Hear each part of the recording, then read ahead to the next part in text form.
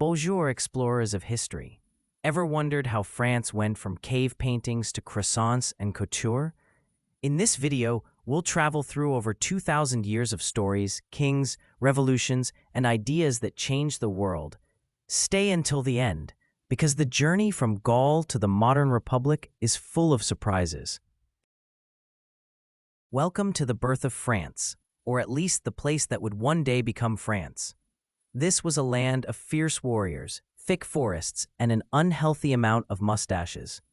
Then came the Romans, with their roads, baths, and the idea that maybe not everything needs to be a battle. Before France had croissants or the Eiffel Tower, it had the Gauls, wild tribes who lived in forests, fought everyone, and made friends with no one except their own beards.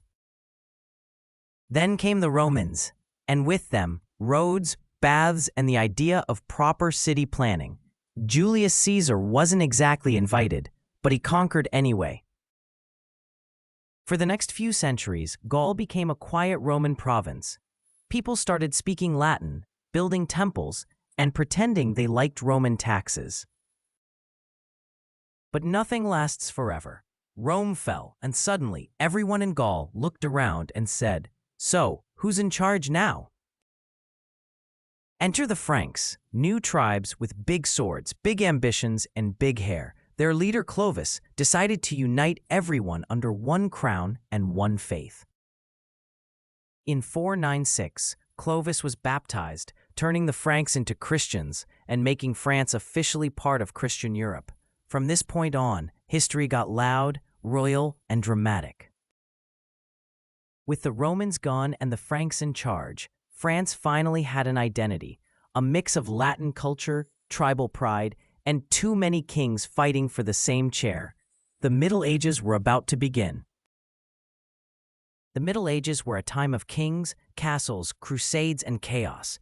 France transformed from scattered feudal lands into a powerful medieval kingdom, while knights, priests, and peasants all played their part, sometimes willingly, sometimes not. After the fall of Rome, France became a patchwork of small kingdoms, big beards, and endless rivalries.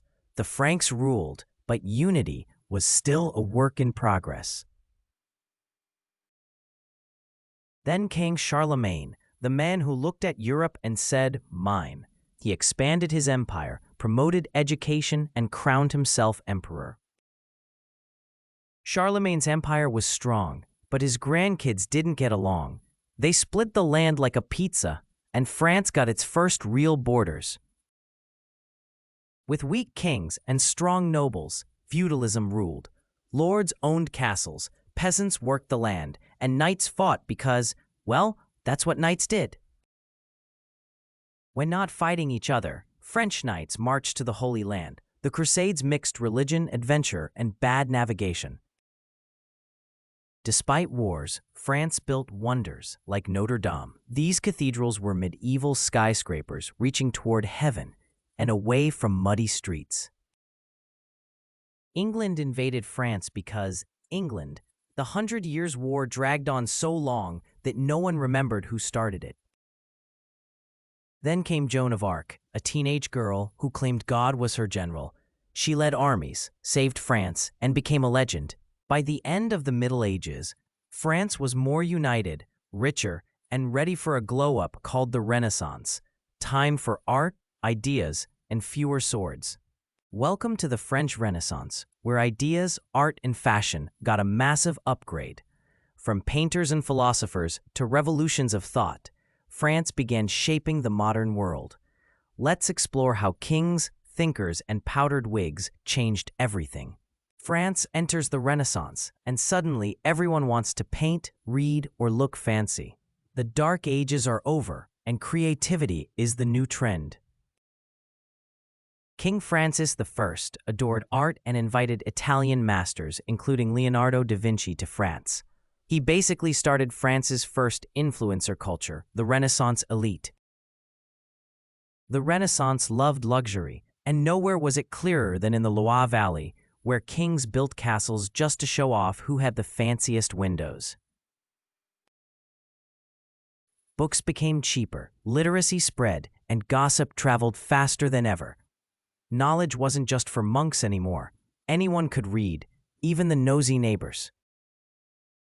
France couldn't agree on religion, so Catholics and Protestants fought for decades.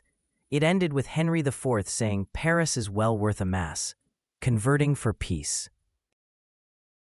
Louis XIV ruled so long that even his Whigs had political power. He called himself the Sun King and built Versailles, the most extra palace ever. At Versailles, nobles spent more time gossiping and dancing than governing. The palace was part royal court, part social media feed, all drama. Philosophers like Voltaire and Rousseau started asking dangerous questions like, why do kings rule everything, and can't people just think for themselves? The Enlightenment spread across Europe. France became the HQ for reason, science, and sarcasm, the foundation for revolutions to come. The French Revolution changed everything: kings, laws, and even calendars. Out of chaos rose one man, Napoleon Bonaparte. This era saw liberty, guillotines, and the world's shortest emperor with the biggest ambitions. France was broke, hungry, and angry. Bread prices rose, patience fell, and soon, boom, the French Revolution began. Citizens stormed the Bastille prison to free political prisoners, or at least they thought there were some. Symbolically, it was freedom's mic drop. The revolution's slogan was everywhere. People wanted equality, justice, and fewer taxes, basically everything we still want today. Things got intense. Thousands met the guillotine, including the king and queen. France went from monarchy to mayhem. Amid chaos, a brilliant young general appeared, Napoleon Bonaparte. He promised order, and wore fabulous hats while doing it. Napoleon crowned himself emperor, proving he didn't need anyone else's approval. France became an empire, and Europe got nervous. Napoleon conquered most of Europe faster than you could say, Vive la France, but every victory brought new enemies. Then Napoleon invaded Russia in winter, a move so bad, even history teachers still sigh about it. After losing big at Waterloo, Napoleon was exiled twice. France finally sighed, let's take a break from emperors. France entered a time of steam, style, and struggle. The Industrial Revolution brought trains and factories, while revolutions kept bringing more revolutions. France evolved from monarchy to modern democracy with a few detours along the way. France tried to go back to kings, but it was like reinstalling Windows 95 in the age of Wi-Fi. People wanted progress, not nostalgia. Steam engines, factories, and railways transformed France. The age of horsepower was over, unless you count trains as metal horses. Another revolution? Of course. France just couldn't stop. This time, workers demanded rights and better living conditions. Napoleon's nephew, Napoleon III, said, let's try this empire thing again. It worked until it didn't. France lost to Prussia and learned humility the hard way. Democracy finally stuck. The Third Republic brought education reforms, art, and the Eiffel Tower, because every democracy needs a selfie spot. France faced unimaginable destruction. Soldiers lived in muddy trenches, while Paris kept hope alive with courage and croissants. France rebuilt with jazz, art, and optimism. The Roaring Twenties were loud, colorful, and full of wild fashion and creativity. France fell to Nazi Germany, but resistance grew. Brave men and women fought in secret to reclaim freedom, and they did. After years of occupation, Paris was finally liberated. Crowds filled the streets waving flags, crying, and singing La Marseillaise. After the smoke of World War II cleared, France began to rebuild, stronger, prouder, and with better coffee. From rebuilding its cities to leading in culture and innovation, modern France became the France we know today. The war was over, but France was in ruins. Citizens rolled up their sleeves, rebuilt cities, and started dreaming again. France created a new government, the Fourth Republic. It tried to balance democracy and stability, a bit like juggling croissants during a storm.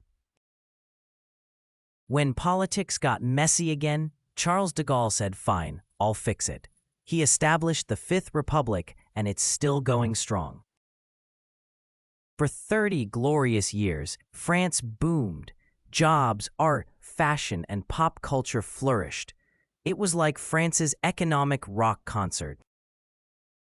Students and workers protested for rights and freedom. France nearly shut down, but gained a voice that would echo for generations.